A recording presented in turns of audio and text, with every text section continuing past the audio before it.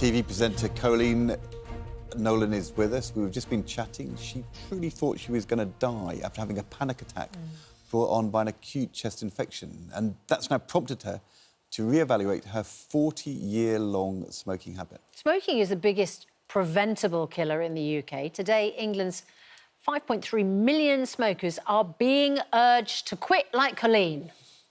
Young people are the biggest group of smokers, with 16.3% aged between 25 and 34. A pack of 20 cigarettes costs up to this. My goodness. Yeah, that's right. More than Cigarettes that. now More than that now. cost £17 now. Yeah. Certainly over 12. With the average smoker spending around £47 a week and the rest on tobacco, and the rising cost is all part of the government's plan to bring down the death rate. 64,000 smoking-related deaths in England each year. So, loose woman, Coleen, is here. You're backing No Smoking Day. I didn't know you smoked, Coleen. Really? Yeah. Really? I feel like it's kind of a habit that, I mean, those figures are absolutely astonishing. I thought it was a habit which was genuinely sort of dying out. I'm Well, obviously do you know wrong. what? That's probably why you don't think I smoked. Because I think it is dying out. Because I think it is... It's... luckily, it's dying out. It's not cool anymore. No. It's not sociable anymore. You can't do it anywhere anymore unless you find a smoking area. You can't do it in the workplace. You can't do it in the like you could workplace. when we were younger. You can't really do it Can't anywhere. do it in pubs, you or know, clubs. or Where cars, did you or do your trains. smoking? Just in smoking areas where it's funny, you meet the odd person and you become best friends because you feel like we're in it together, no one likes us, and you meet the best friends, really. But it's very antisocial. It's really hard for me to sit here and lecture anyone and say, do not smoke. It's this. All smokers know how bad it is. It's on the packets. We're spending a fortune, you know. But the other thing is they go, I can't. It's too expensive to give up because all the aids that you buy are expensive. You forget how much you're spending on cigarettes. And also now you go to Smoke Free online and it's like, it's all free. I mean, all the help out there is free. And whatever it takes and however it takes you to do it, do it. And if you fall off the wagon, as they say... Yeah. Before, when I've tried many times to give up. Right. And then I've had moments where I've had a cigarette and instantly gone, I failed, may as well smoke. And I've gone out and bought 20.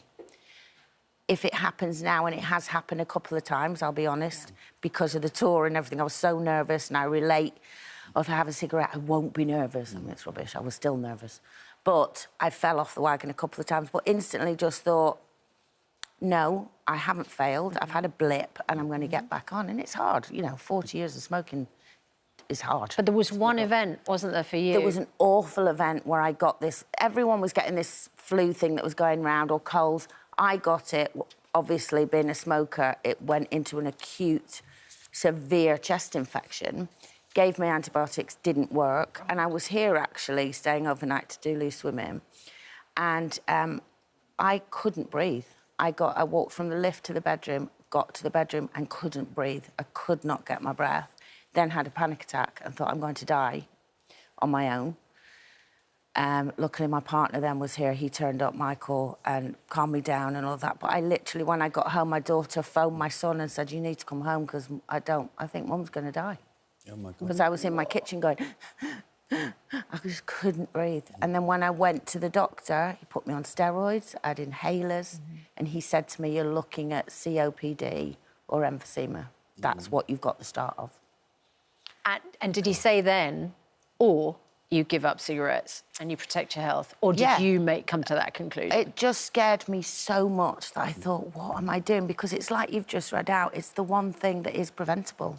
You know, I've done a lot of damage over the years. I can't really, I don't think, repair the damage I've done, but I can certainly stop it getting worse. Are you one of those people who, your friends, your family, even you said, you know, Coleen, she'll never give up? Yeah, everyone says that, she'll never give up. Even now, they'll go, yeah, sure. And there'll be loads of our viewers who are watching who are in the same category, who think, I'll never give up. Yeah. And let's be honest, there's been government campaigns and advertising campaigns and warnings on packets. It doesn't matter what campaign, it has to come from you. It has to come from you. So what have you learned you could pass on to people now about how the person who would never give up has now done 12 weeks without it? Yeah, I would say, don't give up giving up. You know, literally, Statistically as well, there is so many times people try and give up smokers and fail. But if you keep trying, one of them will hit. I've met people that smoked longer than me and have given up now for the last 10 years or whatever. Linda, my sister, used to smoke. She's given up years ago. Years ago. Your father? My father died of smoke-related illness. He was on oxygen for the last 18 months, 2 years of his life. But do you think, like many people who do something that they know isn't good for them, it's that sense of, I know it can happen, it's not going to happen to me? Yeah, I think that's with all of us, isn't it? You look at things and think, yeah, but that won't happen to me. And especially when you're younger. You know, when you're younger, you think nothing's going to happen to you and you don't worry about the future. When you get now to my age and everything starts kind of happening and you go, oh, it actually is happening. And I'm going to take more years off my life than I need to. So hopefully by giving up even now... You know, my dad gave up 10 years before or 10 or 15 years before he died. And people have said to me, well, was it worth him giving up? Yeah, because he might have died within 2 years. Yes. We got at least another 10 years with my dad. What have you found is working? I mean, is it just all cold turkey or, you know, for you, patches, vaping, a lot hypnosis, of mine this time willpower? round, funnily enough, has been more cold turkey purely because I think it was the fright that scared me. In the past, I've used all sorts, and at the time, they've worked for a time. I think there's so much out there, and you have to try what works for you. For me, it was the scare of, oh, I'm going to die if I don't. I'm done. You know, I thought I was dying, and I could still have COPD. Apparently, so smoking causes at least 15 different types of cancers and increases the risk of developing more than 50 serious health conditions. You had a scare with one of them, of course. After 8 hours tobacco-free, oxygen levels recover and the harmful carbon monoxide level in the bloodstream will have reduced by half. And after 48 hours, all carbon monoxide is flushed out, lungs will clear out mucus, and the sense of taste and smell will improve. Incredible. Did you start to feel the effects then quite quickly? Almost instantly. And you know what I discovered as well the most?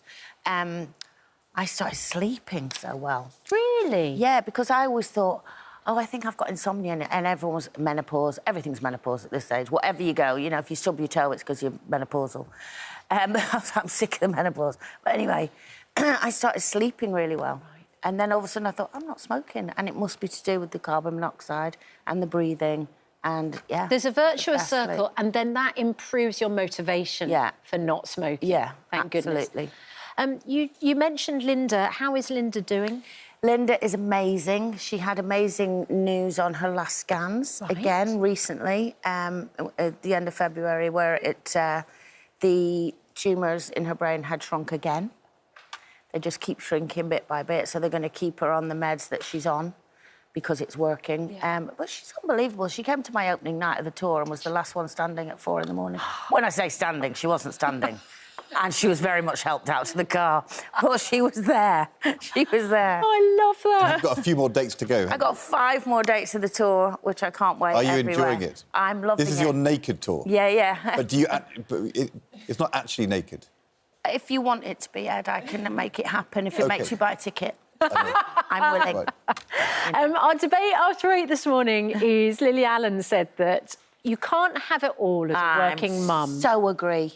Really? Yeah, I really do agree. She actually said, sort of with a tongue-in-cheek, having kids ruined her career because she couldn't be a pop star and be 100% mum. Yeah, I agree. I was watching it earlier when you were announcing it, and I totally agree in the respect of I wouldn't change my kids for anything, but I've stopped doing things in the past that I've been offered because I go, I've got the kids.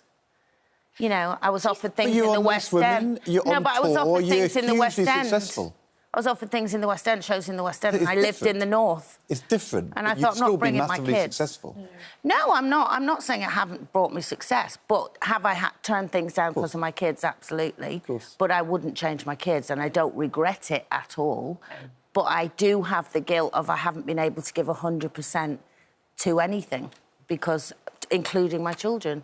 Because I'm trying to be a great mum, or I was. Trying to be a great mum, trying to be, you know, good on telly, touring, all of that. But your fans and your kids are all very happy that you did what you did. Oh, thanks, Ed. Do you know what I made mean? my They wouldn't day, and want you you've to taken choose. some of that guilt away from me now that I've had for years. The last thing what you do is choose. Yeah. Oh, no. Yeah. I wouldn't want to choose, and I would always choose my kids. Totally. But, yeah, I agree kind of with what she's saying, and it is tongue-in-cheek. But the best thing of my life is my kids, so... Oh, well said. Yeah. Well said. Coleen Nolan, lovely to see you, and I'm sure... I love coming in here. Oh, well, we love having you. I might just Come take crash anytime. anyway. Yes, exactly. Because I sit If at you home want, and you could shout read at them. the weather out, if you like. Oh, can I? Oh, no, that's Can't you, too Laura? hard. That's a difficult job. I can't do that. Yeah, we have a That's meteorologist to do that. Just to let you know that, of course, you can get, if you need help, if you've heard what Coleen says and you want to give up smoking, you can find help, support on our helplines page. Mentioned it a few times this morning. Good luck. And don't stop trying. Yes. And don't stop failing. That's the point, isn't it? Ever tried, ever failed? No matter. Try again, fail again, fail better. It's a great Samuel Beckett said. Yes.